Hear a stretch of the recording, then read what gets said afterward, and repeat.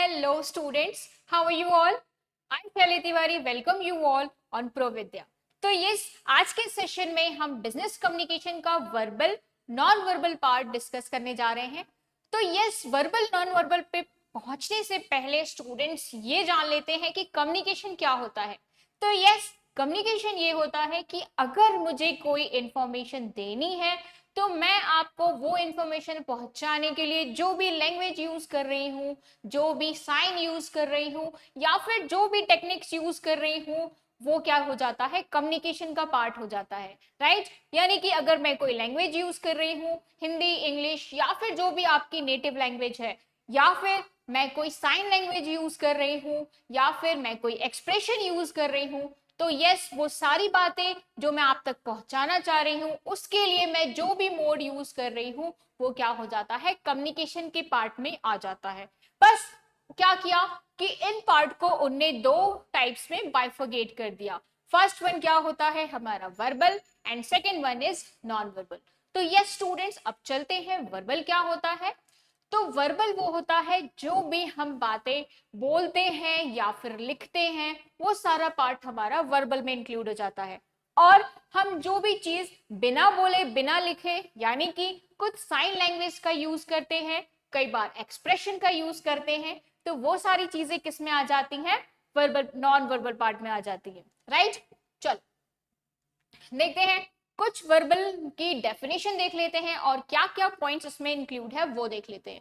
तो वर्बल में क्या क्या आता है स्टूडेंट्स. वर्बल में हमारा रेडियो कम्युनिकेशन आ जाता है, टेलीविजन आ जाता है, मोबाइल फोन आ जाता है.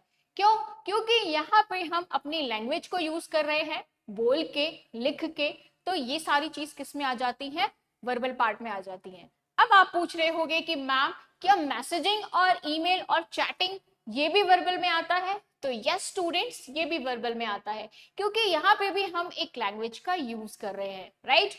और सेकेंड पॉइंट क्या होता है स्टूडेंट्स, कि जब कभी हम कुछ लिखते हैं या फिर बोलते हैं, तो हम जो ग्रामेटिकल सेंटेंसेस यूज करते हैं, जो भी टेंसेस यूज करते हैं, वो सब भी हमारे वर्बल पार्ट में इंक्लूड होता है. तो आई होप अब आप समझ गए होंगे कि वर्बल कम्युनिकेशन क्या होता है. चलते हैं नॉन वर्बल की तरफ. Yes, non verbal means what, जहां पे आपको बोलना या लिखना ना पड़े.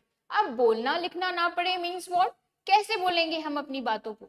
तो यस, आप ऐसे बोल सकते हो जब आप कोई साइन यूज करते हो या फिर आप कोई एक्सप्रेशन यूज करते हो, वो सारी चीजें किस में आ जाती है, नॉन वर्बल में आ जाती हैं.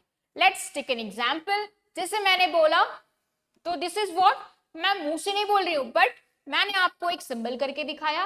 इट मींस आप समझ जाओगे कि यस, कुछ तो भी तो अच्छा है, कुछ तो भी तो ओके है ना. थम्स अप करते हैं means all the best, like कर रहे हैं किसी चीज को, तो ये किस में आ जाता है, नॉन वर्बल के पार्ट में आ जाता है. राइट?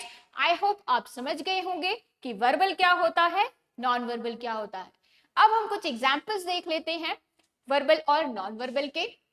तो यस, वर्बल की अगर बात करें तो वर्बल में face to face conversation, telephone calls, video conference, presentation और speeches, classroom lectures, radio television, voice messaging, story telling and email. Right? क्योंकि इन सब में हम क्या करते हैं स्टूडेंट्स, इन सब में हम एक लैंग्वेज का यूज करते हैं लिखने या फिर बोलने में, तो इसको हमने वर्बल पार्ट में डाला हुआ है. राइट?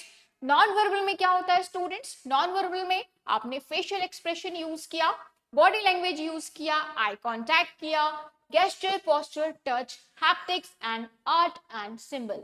कई बार हम सिंबल का भी यूज करते हैं. आप जब रोड पे जाते होगे तो आपको बहुत सारे साइन एंड सिंबल्स मिल जाते हैं. राइट? तो उससे आपको पता चलता है कि यस, आगे डेंजर है या फिर टर्न है या फिर क्या है. तो हम कई बार सिंबल्स का भी यूज करते हैं अपनी इंफॉर्मेशन को आप तक पहुंचाने के लिए. आई होप स्टूडेंट्स आपको समझ में आया होगा कि वर्बल और नॉन वर्बल क्या होता है और उनके क्या क्या एग्जाम्पल्स होते हैं. तो यस स्टूडेंट्स, पसंद आया हो तो लाइक कर दीजिएगा, न्यू हो तो सब्सक्राइब कर दीजिएगा. मिलते हैं अपने नेक्स्ट सेशन में. Bye bye, take care.